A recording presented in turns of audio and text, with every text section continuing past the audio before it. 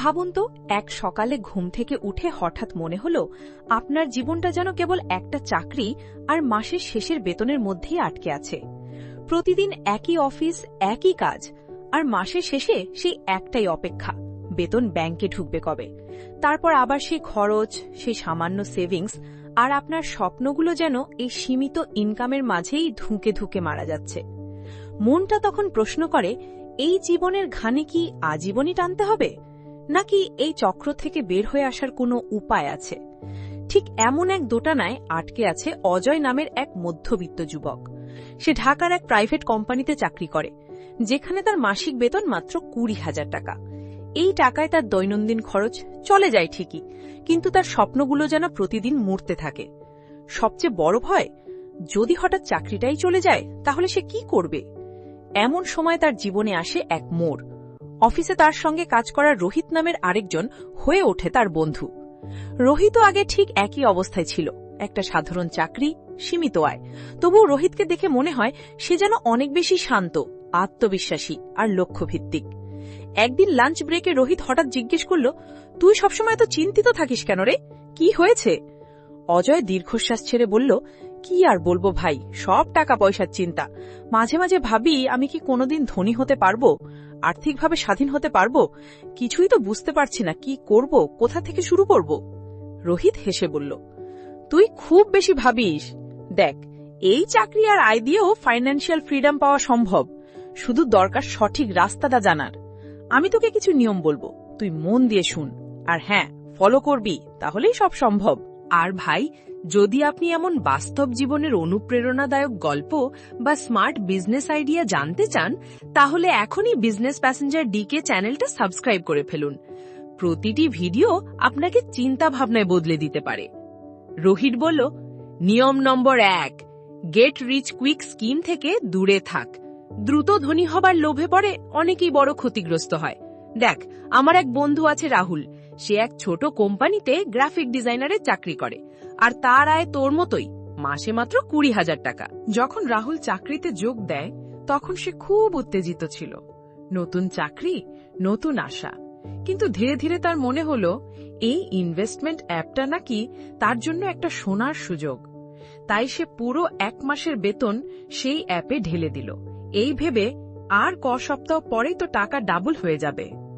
শুরুর দিকে সত্যিই কিছুটা লাভ হলো, তাতে রাহুলের আত্মবিশ্বাস আরও বেড়ে গেল। কিন্তু সমস্যা শুরু হয় এরপর।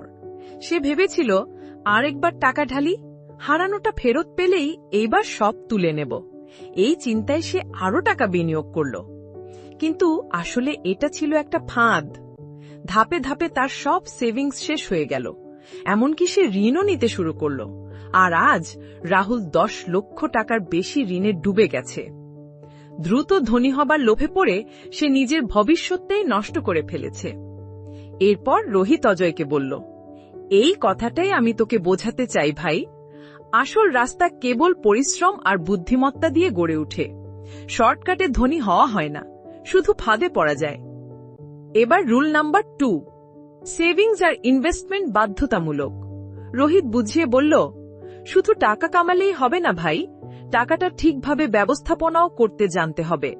তাই আমি একটা নিয়ম চালু করেছিলাম, পে ইয়োরসেলফ ফার্স্ট। মানে কি জানিস? মাসে বেতন ঢুকলেই সবার আগে আমি নিজের সেভিংস আলাদা করে রাখি।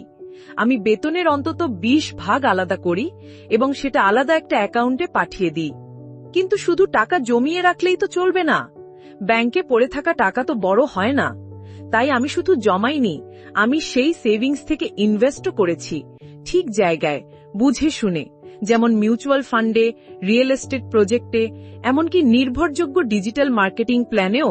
রোহিত বলল, আর একটা গুরুত্বপূর্ণ বিষয় হল, আমি যখন মিউচুয়াল ফান্ডে ইনভেস্ট করি তাতে আমার টাকা শুধু সেভই থাকে না, ইনফ্লেশনের হাত থেকে বাঁচে, আর দীর্ঘমেয়াদে ভালো রিটার্নও আসে।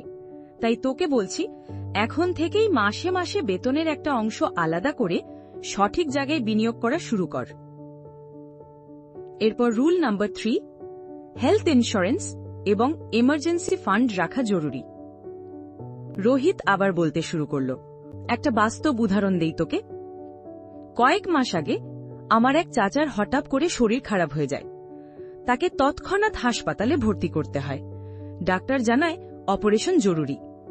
কিন্তু সমস্যা হলো তার কাছে কোনো হেলথ ইন্স্যুরেন্স ছিল না, ফলে চিকিৎসায় লেগে গেল লাখ লাখ টাকা। তার সব সেভিংস শেষ হয়ে গেল, এমনকি ঋণও নিতে হল।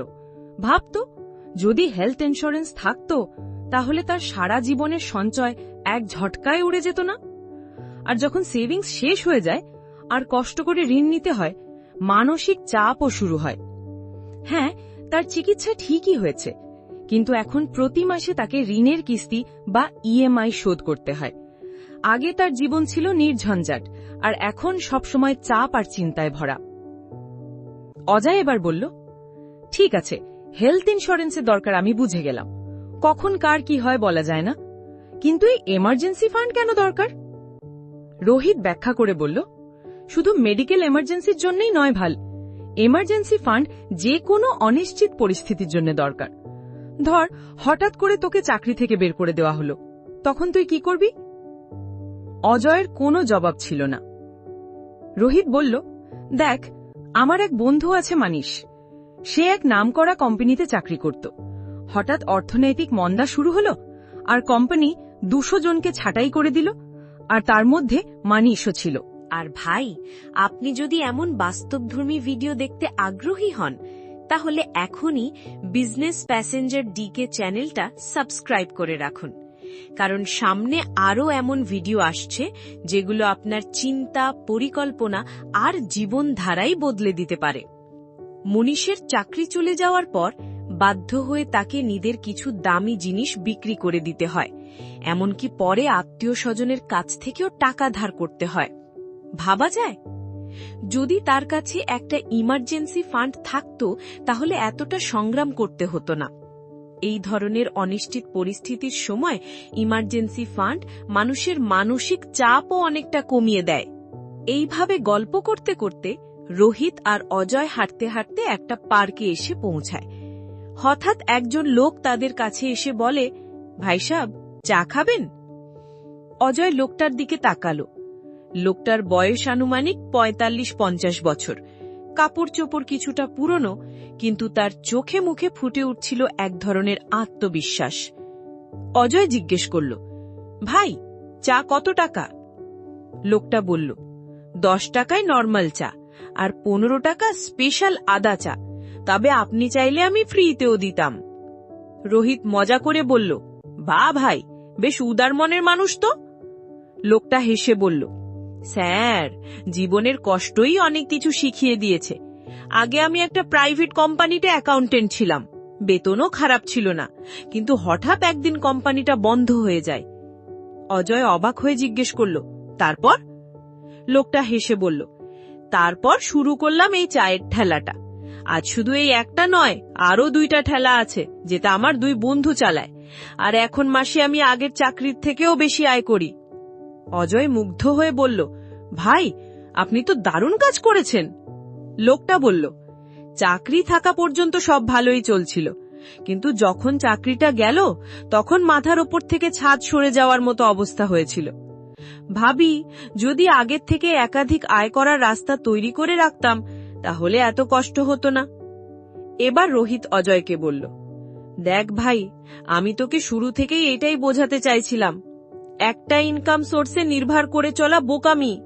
নিজের ট্যালেন্টকে কাজে লাগিয়ে পার্ট টাইমে কিছু শেখ, কিছু কর, যেমন কোনো ছোট বিজনেস, ইনভেস্টমেন্ট কিংবা ফ্রিল্যান্সিং।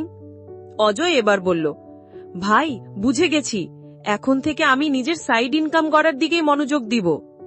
এবার rule number 5, grow your income, not your lifestyle.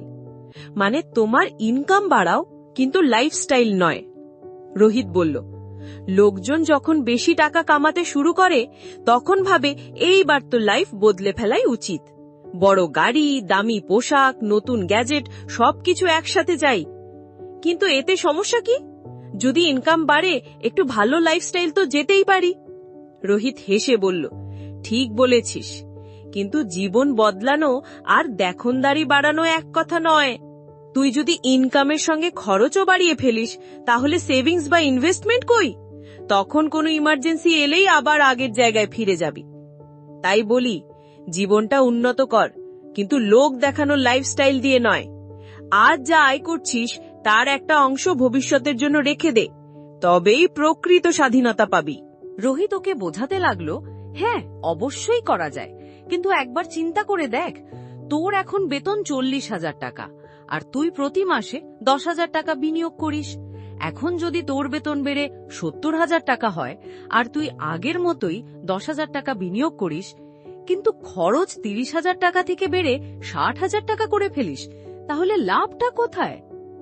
তোর ইনকাম বাড়ছে, খুব ভালো কথা, কিন্তু তার সঙ্গে যদি তুই নিজের খরচ বাড়াস আর সেভিংস বা ইনভেস্টমেন্ট না বাড়াস, তাহলে শেষ পর্যন্ত পরিস্থিতি আগের মতোই থাকবে।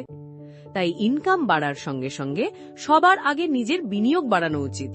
আগে নিজেকে ফাইন্যান্সিয়ালি শক্ত কর, তারপর আরামায়েশের কথা ভাববে। না হলে আজও অনেক মানুষ আছে যারা বেশি টাকা উপার্জন করেও সারা জীবন অর্থকষ্টে থাকে। তাই আগে নিশ্চিত কর তুই প্রতি মাসে একটা ভালো পরিমাণ টাকা ইনভেস্ট করছিস। বন্ধুরা, আপনি যদি এমন বাস্তব ও প্রয়োজনীয় ফাইন্যান্স টিপস পছন্দ করেন, তাহলে এই মুহূর্তে আমাদের YouTube channel Business Passenger DK কে সাবস্ক্রাইব করুন, কারণ আমরা নিয়মিত এমন কাজের ভিডিও নিয়ে হাজির হই যা আপনাকে আর্থিকভাবে স্বাধীন হতে সাহায্য করবে। চলুন একবার আজকের 5টি নিয়মকে সংক্ষেপে আবার রিভাইজ করে নেওয়া যাক। প্রথম নিয়ম, কুইক রিচ স্কিম বা ঝটপট ধনী হন টাইপের ফেক ফিলসফি থেকে দূরে থাকুন। দ্বিতীয় নিয়ম, আপনার সেভিংস এবং ইনভেস্টমেন্টেই ফোকাস দিন। তৃতীয় নিয়ম, হেলথ ইন্স্যুরেন্স এবং এমার্জেন্সি ফান্ড গঠন করতে ভুলবেন না। চতুর্থ নিয়ম, ইনকামের একাধিক উৎস তৈরি করুন। পঞ্চম এবং সবচেয়ে গুরুত্বপূর্ণ নিয়ম, যখনই আপনার ইনকাম বাড়বে, সবার আগে আপনার সেভিংস এবং ইনভেস্টমেন্ট বাড়ান, খরচ নয়। এই 5টি সহজ নিয়ম যদি আপনি মেনে চলেন, তাহলে শুধু চাকরির উপার্জনের মাধ্যমেই আপনি ফাইন্যান্সিয়াল ফ্রিডম অর্জন করতে পারবেন। বন্ধুরা, আজকের ভিডিওটি এখানেই শেষ করছি। আশা করি ভিডিওটি আপনাদের ভালো লেগেছে। ভালো লেগে থাকলে অবশ্যই লাইক দিন, শেয়ার করুন এবং আমাদের চ্যানেল বিজনেস প্যাসেঞ্জার ডিকে কে সাবস্ক্রাইব করতে ভুলবেন না। Thanks for watching.